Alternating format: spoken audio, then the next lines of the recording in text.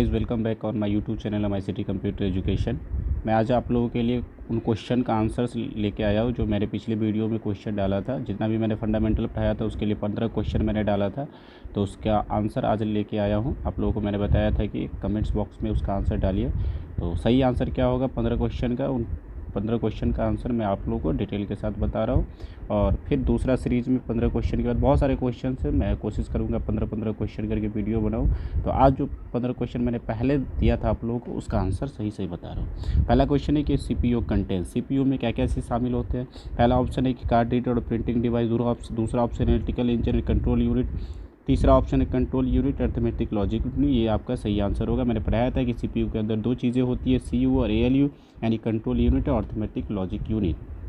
अगला क्वेश्चन है कि विच of the following statement true, इनमें से कौन सा स्टेटमेंट सही है। तो पहला ऑप्शन है कि mini computer works faster then micro computer, mini computer micro computer से फास्ट काम करता है, तो सही है। मैंने बताया था कि सबसे स्लो माइक्रो कंप्यूटर काम करता है, उससे तेज़ मिनी कंप्यूटर काम करता है, उससे मेन फ्रेम, और सबसे ज़्यादा फास्ट जो होता है सुपर कंप्यूटर होता है। तो यह स्टेटमेंट सही है। दूसरा स्टेटमेंट देख लेते हैं कि micro computer works faster than mini computer, micro computer mini computer से तेज़ काम करता है, नहीं, गलत है। Speed of the both computer is same, दोनों कंप्यूटर का स्पीड सेम होता है, नहीं। The speed of the both these computers can not be compare with the speed of advance, इन दोनों का तुलना स्पीड के हिसाब से नहीं किया जा सकता है, तो गलत है ये मिनी कंप्यूटर तेज़ काम करता है माइक्रो कंप्यूटर से, इसका सही आंसर होगा। तीसरा नंबर क्वेश्चन है कि CD स्टैंड्स फॉर, CD का फुल फॉर्म क्या होता है। पहला ऑप्शन है कंपैक्टेबल रीड ओनली मेमोरी, गलत है। Compact data read only memory, गलत है ये। तीसरा ऑप्शन है कि compactable disc read only memory, ये गलत है, इसका सही आंसर होगा compact disc read only memory. अगला क्वेश्चन है कि ALU का फुल फॉर्म क्या होता है। तो इसका ऑप्शन है पहला अर्थमेटिक लॉजिक यूनिट, ये आपका सही आंसर है। वैसे इसका full form arithmetical logic unit भी होता है, वैसे ऑप्शंस के हिसाब से नहीं। अरे लॉजिक यूनिट ये गलत है, एप्लीकेशन लॉजिक यूनिट गलत है, नन ऑफ द गलत है, इसका सही आंसर हो जाएगा अर्थमेटिक लॉजिक यूनिट। मैंने जितना भी चीज़ पढ़ाया था कोई भी उससे बाहर का क्वेश्चन नहीं है, सब उसके अंदर का ही क्वेश्चन है। अगले क्वेश्चन में पढ़ते हैं कि VGA का फुल फॉर्म क्या होता है। ये भी मैंने पढ़ाया था कि इसका आंसर होता है वीडियो ग्राफिक एडेप्टर, तो ये वीडियो ग्राफिक एरे गलत है, विजुअल ग्राफिक एरे गलत है, वोलेटाइल ग्राफिक एरे गलत है, वीडियो ग्राफिक एडेप्टर इसका सही आंसर हो जाएगा। अगले क्वेश्चन बनते हैं वैन स्टैंड्स फॉर, वैन का फुल फॉर्म क्या होता है। वैन का full form web area network, गलत है। वाइड एरिया नेटवर्क, ये इसका सही आंसर हो जाएगा। वाइड एरिया नेट गलत है, वायरलेस एरिया नेटवर्क गलत है। अगले क्वेश्चन में बढ़ते हैं। अगला क्वेश्चन है MICR का फुल फॉर्म क्या होता है। MICR का full magnetic ink character reader ही होता है, ये पहला ऑप्शन सही होगा। मैग्नेटिक कोड रीडर गलत है, मैग्नेटिक इंक केस रीडर गलत है। अगले क्वेश्चन पे बढ़ते हैं। 8वां number question, which of the following is a part of the central processing unit. CPU का पार्ट क्या होता है। तो मैंने अभी पीछे बताया था कि CU और ALU होता है। प्रिंटर गलत है, कीबोर्ड गलत है, माउस गलत है, इसका आंसर हो जाएगा ALU। एक ही ऑप्शन इसमें दिया हुआ है, वैसे ALU और CU दोनों चीज़ें होती है, तो एक ही ऑप्शन है ALU, इसका सही आंसर होगा। A computer can not boot if it does not have the, computer boot नहीं करेगा मतलब चालू नहीं होगा, किस चीज़ के अब्सेंस में, क्या नहीं होने पे। तो कंपाइलर गलत है, लोडर गलत है, ऑपरेटिंग सिस्टम इसका सही आंसर है। मैंने बताया था कि ऑपरेटिंग सिस्टम के अब्सेंस में आपका कंप्यूटर रन नहीं हो पाएगा, या आप किसी भी एप्लीकेशन प्रोग्राम को रन नहीं कर पाएंगे, तो इसका आंसर सही आंसर हो जाएगा ऑपरेटिंग सिस्टम।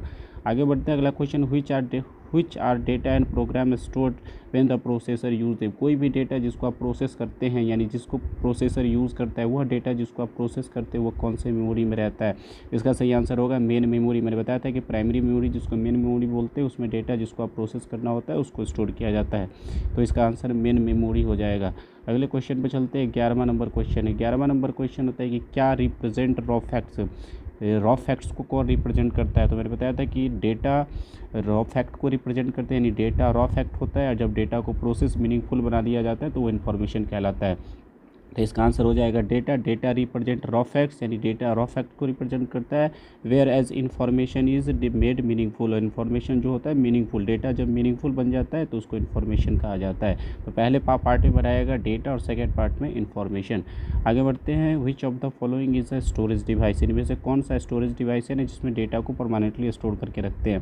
तो टैब भी स्टोरेज डिवाइस है, हार्ड डिस्क स्टोरेज डिवाइस है, फ्लॉपी डिस्क स्टोरेज डिवाइस, यानी इसका आंसर हो जाएगा ऑल ऑफ द अबव। अगला क्वेश्चन है, normal CD-ROM usually can store up to, एक नॉर्मल CD-ROM जो होता है कितना डेटा को स्टोर कर सकता है। तो 680 KB गलत है, 680 बाइट गलत है, 680 MB, 650 से मैंने बताया था 650 से लेकर के 680 MB तक के डेटा को एक नॉर्मल CD स्टोर कर सकता है। तो अगला क्वेश्चन में पढ़ते हैं, second generation of computer were developed during, second generation का कंप्यूटर लगभग किस समय में बना। तो इसका जो आंसर हो जाएगा 1956 से लेकर के 65 तक। मैंने बताया था 1942 से 55 तक फर्स्ट जनरेशन था। और लगभग भी हमेशा जब भी जनरेशन का क्वेश्चन आए तो एक दो ईयर वेरिएबल हो सकता है, तो आप ध्यान में रखेंगे। तो मैंने बताया था 1955 से 64 तक होता है, ऑप्शन यहाँ दिया 1956 से लेकर के 65 तक। तो ये इसका सही आंसर हो जाएगा ऑप्शन के अकॉर्डिंग। अगला क्वेश्चन है कि the computer size was very large in, computer size में बहुत बड़ा किस जनरेशन में होता था।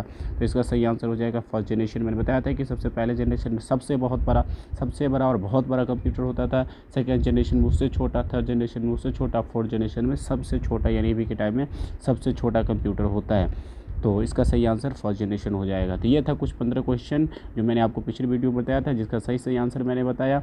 इससे आगे कुछ क्वेश्चन और मैं वीडियो लेके आऊँगा जिससे बताऊँगा। आज के लिए रहने देता हूँ इतना। ज़्यादा से ज़्यादा लाइक करिए, सब्सक्राइब करिए, शेयर करिए। Thank you.